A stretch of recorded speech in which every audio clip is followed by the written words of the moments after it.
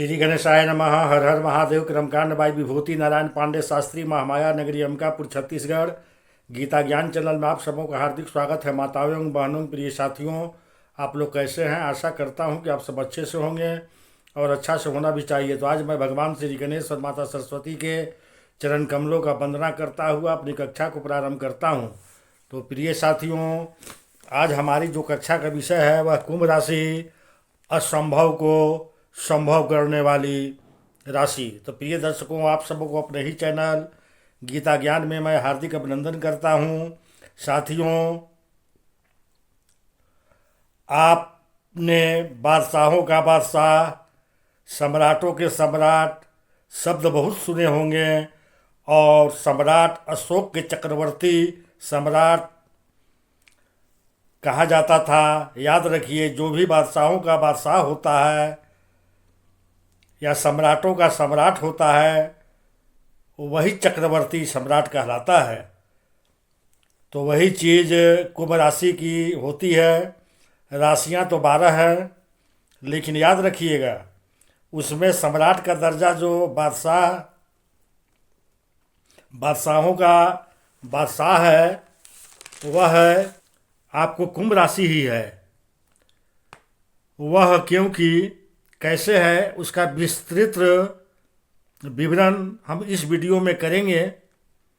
दोस्तों, एक चीज़ याद रखिएगा, कोई भी आदमी जो इस दुनिया में होता है बादशाहों का बादशाह या सम्राटों का सम्राट ऐसे ही नहीं बन पाता है।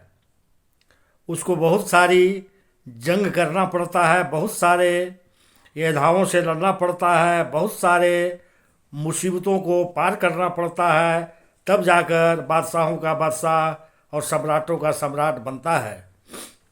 आपने जब कुंभ राशि में जब से साढ़े साती चली है तो कई प्रकार की दिक्कतें, मुसीबतें, बाधाएं आपकी ग्रहों में रुकावट बनकर आ गई है और आप काफ़ी ज़्यादा इन रुकावटों से परेशानी में भी हैं। अब कुल मिलाकर जो भी इस प्रकार की बाधाओं को क्रॉस कर जाएंगे, सभी प्रकार की बाधाओं को पार कर जाएंगे, वही कुल मिलाकर बादशाह कहलाएंगे। अब आपको मालूम है कि कुंडली में दो ही चीज़ें होती है, एक है पराजय और दूसरा है आपका दुश्मन। तो दुश्मन का जो भाव होता है वह छठवां भाव होता है।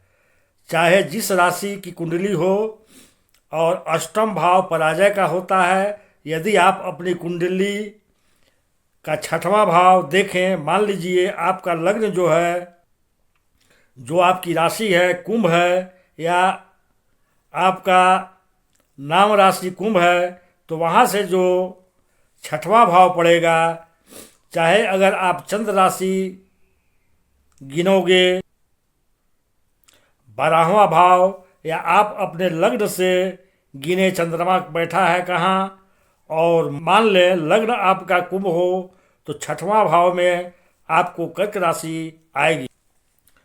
कर्क राशि का स्वामी कौन हुआ? तो कर्क राशि का स्वामी चंद्रमा हुआ। तो फिर चंद्रमा क्या हुआ? चंद्रमा फिर आपका दुश्मन हुआ और आपने चंद्रमा को हरा दिया। तो फिर आप बात याद रखिए, आप सम्राटों के सम्राट बन ही जाएंगे। इसे अच्छे से समझिएगा। अगर आप कुंभ राशि या कुंभ लग्न के हैं और आपने यदि चंद्र को पराजित कर दिया, तभी आप सम्राट कहलाइएगा। जीत और हार का मतलब क्या होता है? कुंडली में अष्टम भाव, तो अष्टम भाव कौन सी राशि आएगी? जो कि कुंभ राशि या कुंभ लग्न के हैं, तो उनके अष्टम भाव कन्या राशि आएगी।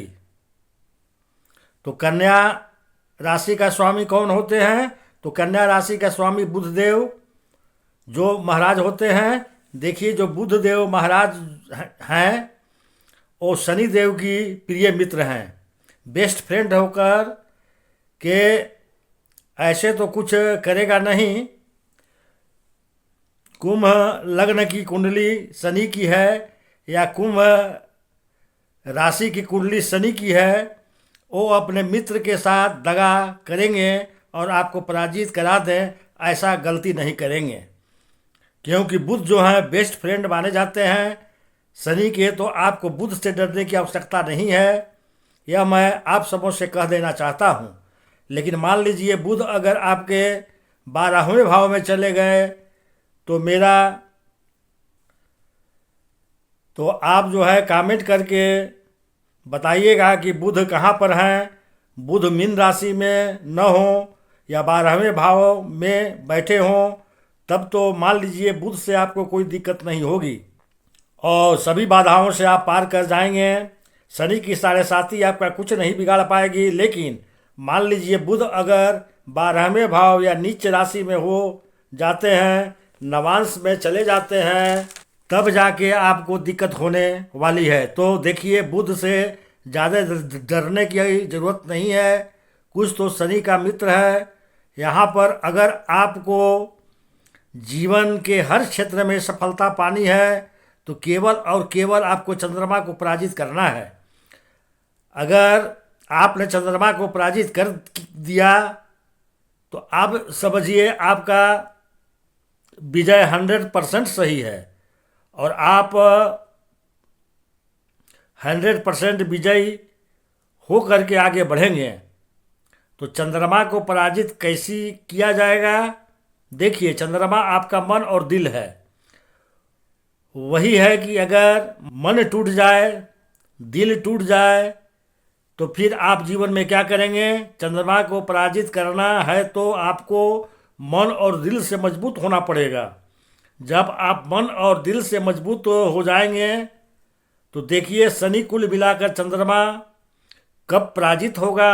कुल मिलाकर आपको दिल से ज़्यादा दिमाग से काम करना है, यह मैं आप सबों से कह देना चाहता हूँ। तो प्रिय दर्शकों, वीडियो को लाइक करें, शेयर करें और भगवान भोलेनाथ का आशीर्वाद पाने के लिए कमेंट्स बॉक्स में हर हर महादेव अवश्य लिखें। तो चलिए अब मैं अपनी कक्षा को यहीं विराम देता हूँ। नमस्कार।